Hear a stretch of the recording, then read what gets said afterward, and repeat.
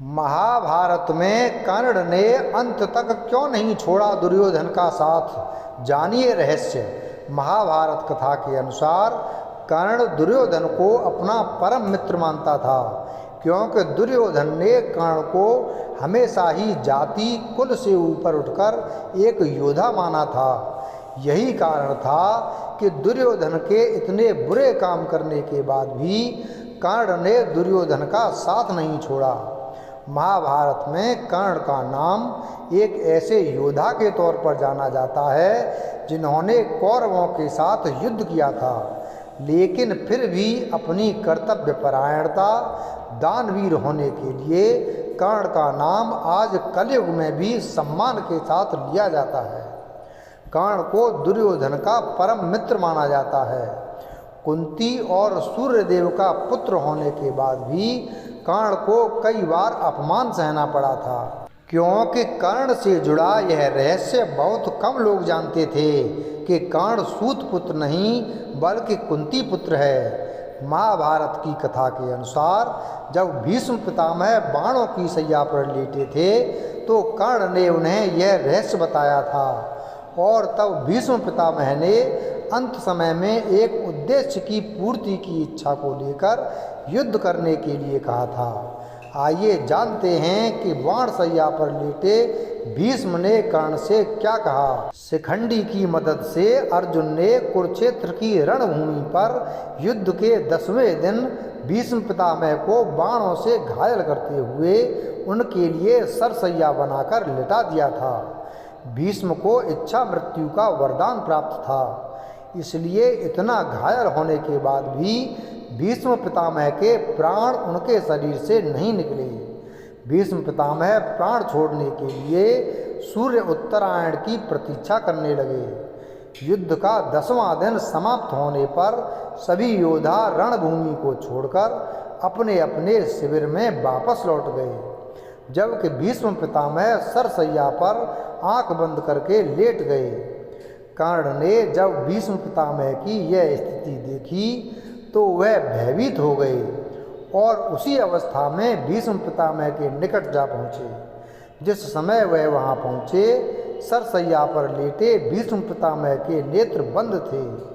उन्हें देखकर कर्ण की आंखें भर आईं। भरे हुए कंठ से कर्ण ने भीष्म पितामह से कहा, पितामह आंखें खोलिए, आपको इस अवस्था में देखकर मुझे बहुत दुख हो रहा है। कर्ण की बात सुनकर भीष्म पितामह ने धीरे से आंखें खोली और एकांत देखकर पहरेदारों को दूर हटाकर एक हाथ से कर्ण का उसी प्रकार स्नेहपूर्वक अभिवादन किया। कर्ण को भीष्म पितामह की तरफ से इस स्नेह की आशा नहीं थी, इसलिए कर्ण का दबा हुआ विद्रोह फूट पड़ा और उन्होंने कहा, मैं वही राधा पुत्र कर्ण हूँ जो सदा आपकी आंखों में गढ़ा रहता था और जिसे आप सर्वत्र हेय दृष्टि से देखते थे। यह बातें कहने के बाद कर्ण ने भीष्म पितामह को अपना सही परिचय देते हुए खुद को कुंती और सूर्यदेव का पुत्र होने का रहस्य बताया। कर्ण की बात सुनकर भीष्म पितामह ने मुस्कुराकर कहा, वत्स, तुम्हारे प्रति मेरे मन में कोई भी दुर्भाव नहीं है। तुम सूरवीर और महादानी हो, मनुष्यों में तुम्हारे समान कोई नहीं है। मैं सदा अपने कुल में फूट पड़ने के डर से तुम्हें कटु वचन सुनाता रहा। मैं जानता हूँ कि तुम कुंती के पुत्र हो, पांडव तुम्हारे सगे भाई हैं। यदि तुम मेरा प्रिय करना चाहते हो तो अपने उन भाइयों से मिल जाओ।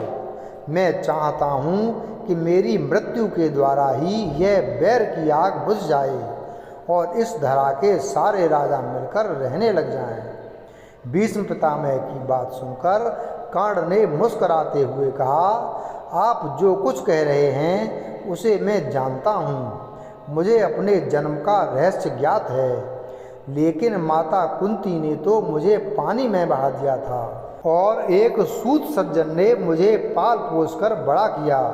मैं आरंभ से ही दुर्योधन से प्रीति रखता आया हूँ, क्योंकि उसने मुझे हमेशा सम्मान के भाव से देखा है। उसने मुझे एक योद्धा होने के नाते हमेशा ही सर्वोच्च माना है। मैंने यह प्रतिज्ञा कर ली है कि तुम्हारा जो दुष्कर कार्य होगा मैं पूरा करूँगा।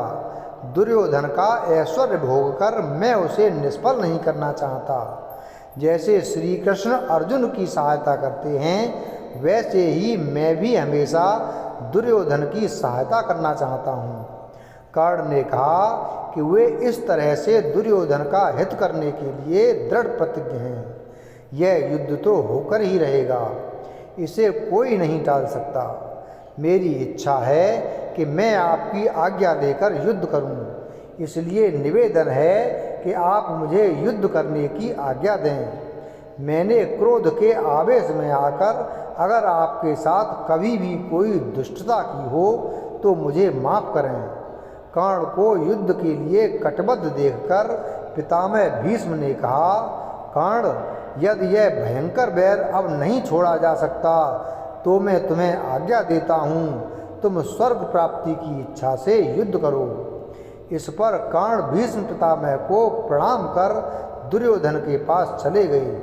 इसके बाद दुर्योधन के प्रति कर्तव्यबद्धता का पालन करते हुए कर्ण अर्जुन के हाथों कुरुक्षेत्र की रणभूमि पर मारे गए। जिस तरह कर्ण ने दुर्योधन की मित्रता के लिए केवल एक योद्धा के तौर पर युद्ध किया, कलयुग में ऐसे मित्र और योद्धा मिलना बहुत मुश्किल है।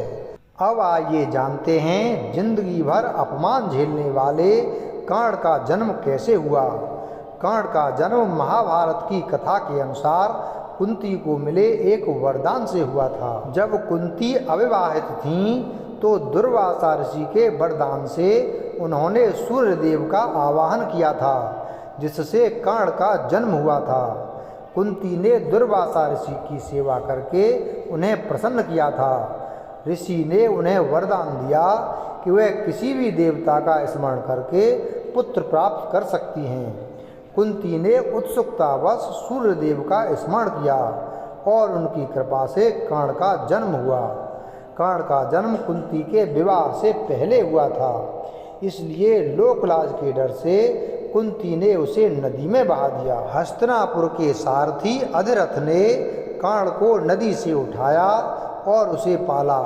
अधिरथ की पत्नी राधा ने कर्ण को स्नेह से पाला, जिससे वह राधे के नाम से भी जाना जाने लगा। वीडियो अगर पसंद आया हो तो वीडियो को लाइक करें, चैनल को सब्सक्राइब करें और बेल आइकन प्रेस करें। धन्यवाद।